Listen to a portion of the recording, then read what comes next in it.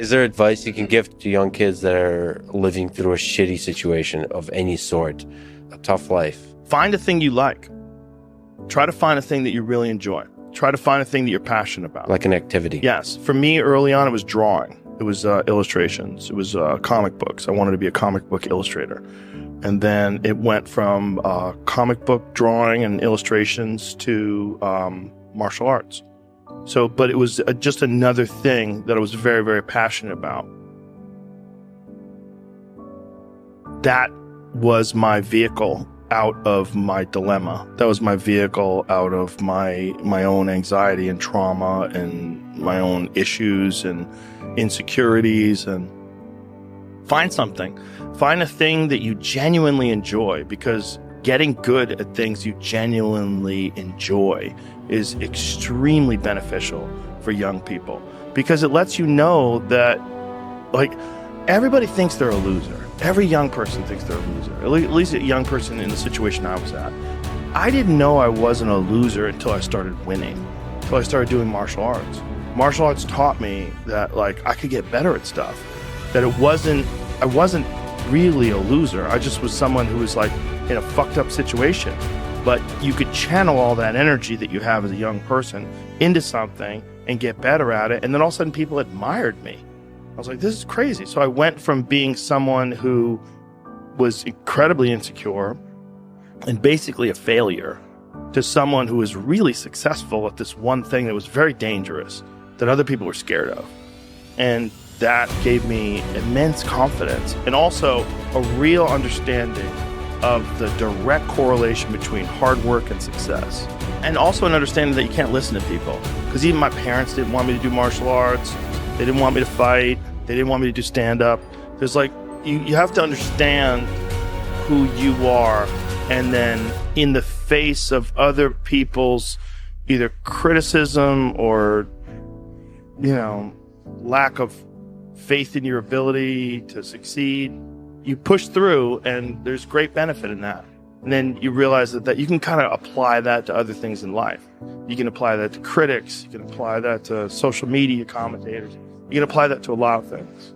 And I don't think people are happy if they don't have puzzles and complex tasks and things that are interesting to them, whether it's an art project or whether it's learning something completely new like stand-up comedy. Like, doing things that are difficult it's as much of a nourishment of the mind as food is a nourishment of the body. I think you need things that are puzzling to you, where you have to find your own human potential in the difficulty of the task and work your way through things, at least for me. And in my life, that has been 100% constant. I am a very happy person, and I have never had a moment where I'm not doing difficult shit. Give yourself something, an arduous, difficult task where you're challenged mentally and challenged physically. One of the great things about being challenged physically is it's also mental. The people that don't understand that have never really been challenged physically.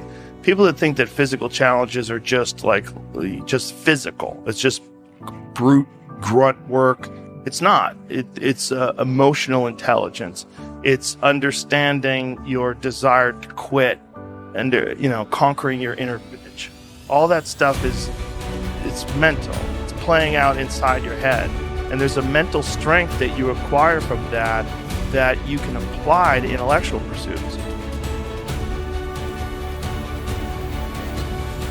You can love someone and still choose to say goodbye to them.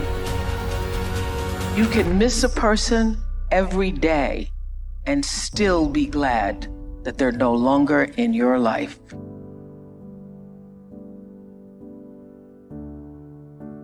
If somebody want to walk out of your life, let them go.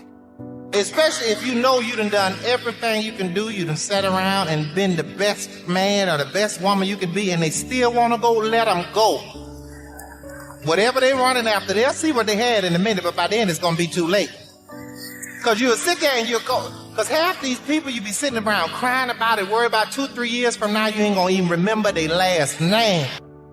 Letting go can make you unstoppable.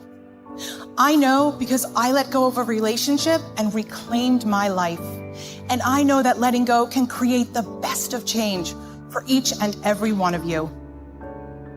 Sometimes you just gotta accept that certain things will never go back to how they used to be, because certain people will never go back to who they used to be in your life. Sometimes you just gotta wake up and realize that what you're holding on to just doesn't exist anymore. And the more you can accept what is, the less you'll be controlled by what was. You gotta stop hanging on to someone who has let go of you. Stop losing yourself to someone who has already left you. Forget trying to find closure. Forget trying to find understandings to their reasons. Forget trying to see if they're happy in their new relationship. Stop focusing on them and start focusing on you. Let folks go, son. Some people come in your life for a lifetime, some come for a season. You got to know which is which. And you're going to always mess up when you mix them seasonal people up with lifetime expectations. You can't, they got people that done got married with people they was only supposed to be with for a season. They done got married to people they only supposed to be with for a season and wonder why they having so much hell in their life. They are not who you thought they were. The idea that this person was a trustworthy, faithful companion is not true. It is not true. That person does not exist. They didn't exist and they don't exist. It was in your head. It was in your head that this person was trustworthy and they were everything you wanted them to be and they were a faithful companion. That is a lie. They are not that person. They have proved it. They have proved it by their actions. So move on, and at the risk of sounding callous, get over it. Listen, I put everybody that come in my life in the category of a tree. Some people are like leaves on a tree. Wind blow, they over here. They unstable. Blow the other way, they over here. Ain't nothing. Season change, they wither and die. They gone.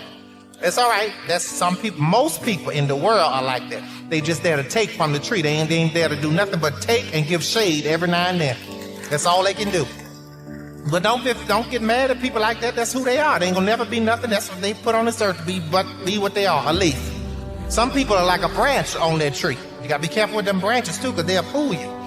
They'll get there and make you think they're a good friend and they're real strong, but the minute you step out there on them, they'll break and leave you high and dry.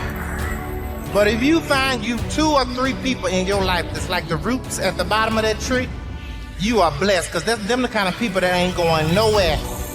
They ain't worried about being seen. Don't nobody have to know that they know you. They ain't got to know what they're doing for you. But if them roots wasn't there, that tree couldn't live.